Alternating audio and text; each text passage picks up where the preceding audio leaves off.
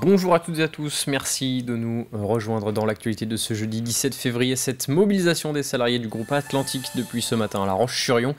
À l'appel de la CGT, une vingtaine de personnes se sont rassemblées devant les locaux de l'entreprise.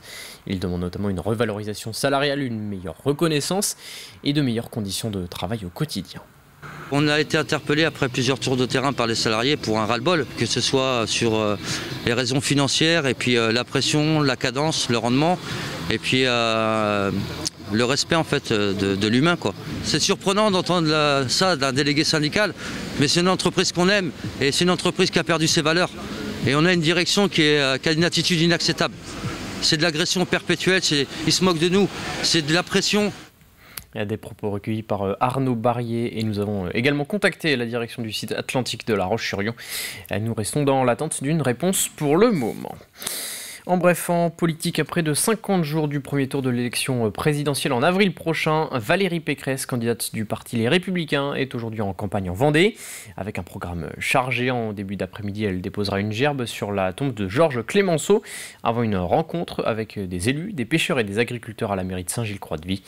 Elle terminera sa visite par une réunion publique à partir de 20h à la longère du Beaupuy à Mouilleron-le-Captif. Retrouverons à présent les enfants de l'association Esmeralda. Nous les avions rencontrés il y a quelques mois aux prémices de leur projet de création d'une bande dessinée. Aujourd'hui, le projet a bien avancé. Les enfants s'attaquent notamment à la partie graphique. Il y a des enfants à haut potentiel intellectuel, touchés par des troubles de l'apprentissage ou qui subissent des moqueries à l'école, pour qui l'écriture d'une bande dessinée permet de raconter leur quotidien. Rencontre signée Grégoire Deschadillon. Démarré lors des dernières vacances de la Toussaint, poursuivi aux vacances de Noël, l'atelier de bande dessinée avance étape par étape. Là, nous sommes passés à la partie plus graphique et dactylographique, donc avec les ordinateurs et une tablette pour pouvoir nettoyer ce qu'on appelle les dessins, donc enlever les petites imperfections et pouvoir faire en sorte que la planche soit imprimable. Et on va aussi rajouter de la couleur pour ceux qui le souhaitent.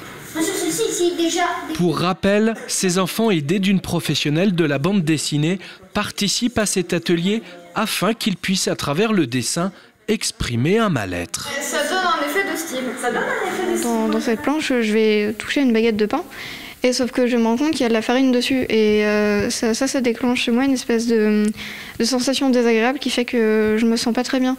Et c'est ce qu'on appelle l'hypersensibilité sensorielle, dans le sens où ça peut être par exemple avec des odeurs, avec des textures, choses comme ça, qui fait que par exemple on a du mal à respirer ou des choses comme ça. Rose, elle, éprouve beaucoup de difficultés avec les maths à l'école.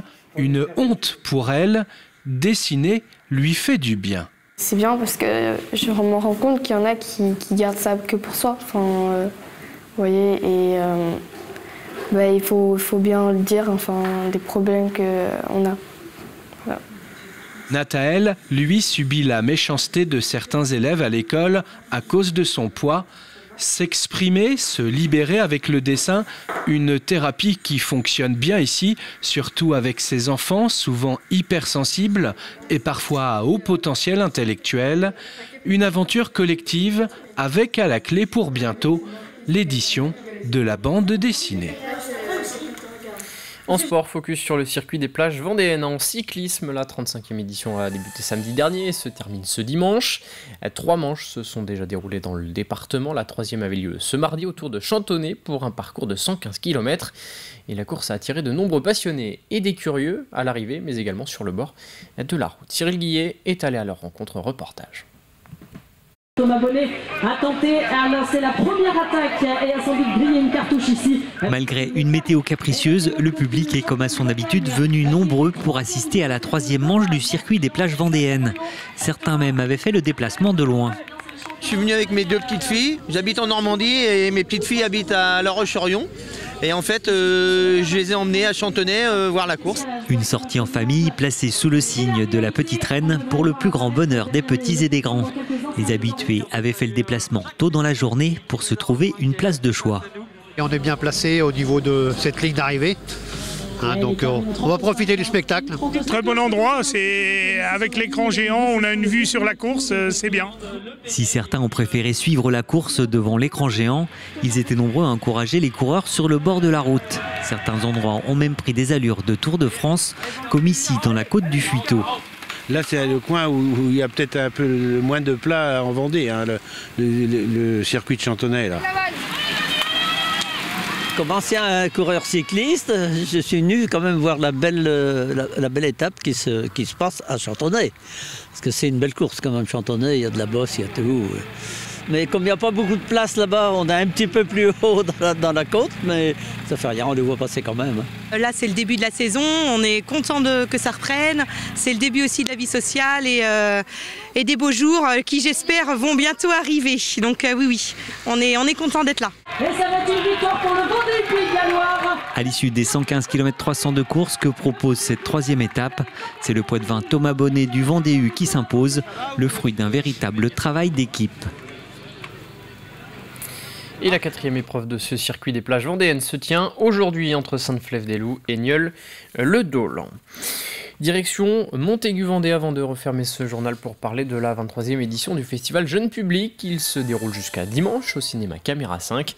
Au programme des projections de films, des animations sur le cinéma, une exposition autour du film Maman pleut des cordes ou encore un ciné-concert. C'est un ensemble de séances consacrées au jeune public à partir de 3 ans pour vivre des moments en famille, vivre sa première fois au cinéma. Autour de ces moments de projection, pour accueillir au mieux les jeunes spectateurs, on a des animations comme des animations ballons que nous avons cet après-midi, une bande photo aussi qui permet de garder un souvenir de ce moment vécu, et puis des ciné petit-déj et des ciné goûters également qui viennent enrichir et permettre la discussion autour des projections. Et nous avons également un ciné-concert, donc le vendredi à 10h30, qui permet là de découvrir une autre manière de fréquenter les salles obscures. Et pour en savoir plus sur ce festival Jeune Public, une émission de la Vendée en direct y est consacrée aujourd'hui sur notre antenne, à retrouver en replay sur notre site internet et sur notre chaîne YouTube. Les prévisions météo pour cet après-midi, dans l'ensemble, la couverture nuageuse devrait prendre le dessus sur les rares éclaircies de la journée. Le vent reste présent avec des rafales autour de 70 km/h sur le littoral. Côté température, comptez entre 11 et 14 degrés pour les maximales. C'est la fin de cette édition, je vous retrouve à 18h pour un nouveau journal.